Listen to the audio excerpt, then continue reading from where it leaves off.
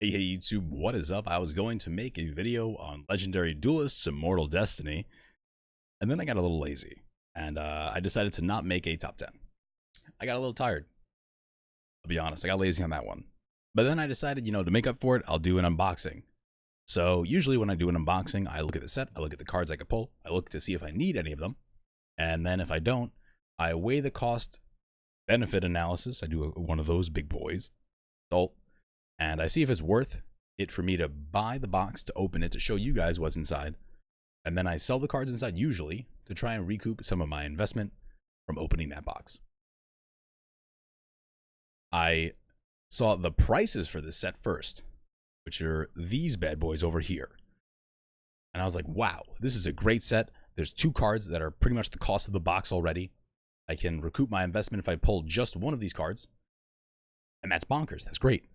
I 100% buy this box to get these cards. And then I saw the pull ratios, which I already had up. And that caused me realistically to not buy the box. I'm not trying to get blacklisted by Konami on this one.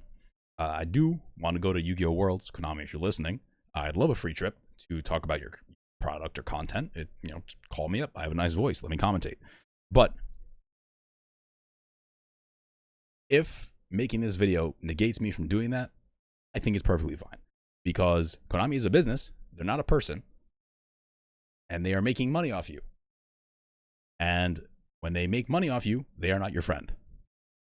It's cardboard crack. It is, the stuff that we're all after. What scared me was the fact that Evil Hero Malicious Bane was essentially 1 per case, and that it was 10 times harder to pull Malicious Bane than I can't read today. Practice, which are the same exact rarity, but for every 10 Practices you're going to get on average 1 Malicious Bane, which is about 1 per case. They opened 4 cases, got 4 Malicious Bane. That's the assumption I'm making. Evil Hero Dusted Gold, the second best card in the set that I was also looking for because I love heroes, got an average of about 2 per case. The rest of the cards, really, I didn't care about. I did want the other Evil Hero, which was Sinister Necrom, 35 per case. Not really sweating that one. But the ratios did put a bit of fear in me. They did put the hesitation in me. That was enough to not make me buy this box. And from what I saw working at an OTS, these ratios are true. Yu-Gi-Oh! Black Market is a business, and they do have a vested interest in making card prices increase. Some people would have considered this an effort by Yu-Gi-Oh! Black Market to make the card prices increase by causing an artificial scarcity and have a run on cards, and then they could sell the cards for a higher value, which helps them, succeed as a business. Yu-Gi-Oh! Black Market, also a business. Konami, also a business. Me, not a business. My personal view, and from what I've seen of people opening this set, this is pretty much correct.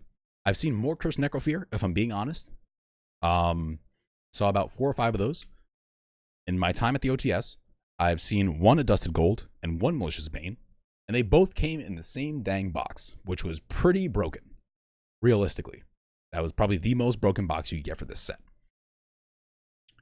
The precedent that this set's going forward is that we could have cards short printed as low as 1 per case. And that is kind of shitty, realistically. I don't like that. It makes me think back to Duelist Alliance when Dantes were like 200 a pop. Just because they were, not guaranteed and the ratios were different. And that card, soared in value. Here's a comparison. Let's say, let's compare this to Ash Blossom, which is a very meta-relevant staple card that a lot of people know. Ash Blossom, when it released, was around the $35 to $45 mark. I remember this because I remember being basically the price of half a box, and I bought half a box, and I got an Ash Blossom. I thought I was a mathematical wizard. Thought I, cracked the code on that one. Ash Blossom is a very meta-relevant card that people still play 3 of today. And at the time of its release, it was about $45, maybe $50 at best. How does Evil Hero Malicious Bane, which is a one of, cost more by about $20 than Ash Blossom did, which was a 3 of, played in every deck. The simple reason is because Ash Blossom wasn't 1 per case. Ash Blossom was 2 to 4 per case. I saw cases that had 4, I saw cases that had 2, I saw 3. It was a range. And when you buy a case and you see 2, you're not as upset. But when you imagine pulling 1 impermanence out of a case and then pulling like 10 Super Buddy Force, you'd be kind of tight. Realistically, you'd be pretty mad. And I think that's the precedent that this sets going forward. Legendary Duelists, I do have to add though, is a bit different than core sets. Core sets now have guaranteed ratios. 2 secrets, 4 ultras, super and rare in every pack. Legendary Duelists is different. You have a rare in every pack, and then you get a whole bunch of supers and maybe some ultras in the box. That's just how it works. I've seen anywhere from 2 to 6 ultras in this set specifically, and in Legendary Duelists in the past. It just seems to fluctuate with that. And that's why I didn't buy this set. If I pulled Predator Practice and Supe Duskwalker as my 2 ultras, and that's all I got in that box, I went dumb neg. If I pulled Dust of Gold and Malicious Bane, I went less neg. But I have a 10 times higher chance of going dumb neg than going plus. And then a 10% chance of going plus is not good at all. It's very, very bad, just in general. I think this is also a weird thing to do. It's weird to short print a nostalgia card, because that's pretty much what I consider Malicious Bane and a Dust of Gold and Evil Heroes and Legendary Duelists in general to be. They rarely cover meta decks. There's at times where, a card comes out that could relate to a meta deck. If Blue Eyes ever becomes meta again, the Bingo Machine Go is going to become expensive. But in terms of this, it is weird that they chose to short print a nostalgia card, because the people that buy Legendary Duelists, the people that pay $2 a pack instead of $4 a pack, tend to typically not want to spend as much on Yu-Gi-Oh! Because it is not something that they want to actively invest a lot of money in. People that play for nostalgia's sake are not necessarily the most meta players, and they are not as heavily invested in the game as meta players are. They don't want to be. It's a choice. It is very expensive to be a meta player at times, and that's a choice they actively made not to do, and they're fine playing just, nostalgia decks, and that's perfectly fine. But the type of people that play nostalgia decks don't necessarily want to spend $70 on a card. And I've actually had people balk at me for telling them the price of a card at times. Working in OTS, sometimes you get people that come in and they look at a Yu-Gi-Oh card and they go, wow, how's that card like $80, $90 in terms of like, I don't know, Phantasme. They just, they can't comprehend the fact that it costs that much. And it's a tandem, event of it being a secret rare, which is harder to pull in general, and a card that is meta relevant, so you need 3 copies of it. So it's a supply and demand thing. And that's very easy for a lot of people to understand. But to try and explain to a meta player, or a non-meta player rather, the fact that they'll have to fork over around $70 to get Malicious Bane is kind of insane. Now, the reason I say $70, by the way, and not $60 is because there's one listed for $60 pretty much. And the next one's $70. I haven't refreshed this page. I don't know if that's gone by now. It probably will be by the time I post this video. It is very weird to short print cards and cause an artificial price spike. I understand why Konami does it. They want to sell more boxes. And the easiest way to sell more boxes is to make the thing that you want to get out of those boxes require you to open as many boxes as possible. The more boxes you open, the more money they make, and eventually you get the thing you want. Works in sports. A 1-of-1 Logo Man is going to be worth more than an out of, 1,000 patch. It's just the way it goes. And that's pretty much the equivalent to this. These cards really shouldn't cost this much, especially because they're just nostalgia cards. And I fear the application that this has going forward into the meta. Because if we get a meta-relevant card that is as short printed as Malicious Bane is, it is going to be kind of crazy. An example of that is the Magician's Souls card that's going to come out in the next Legendary Duelists.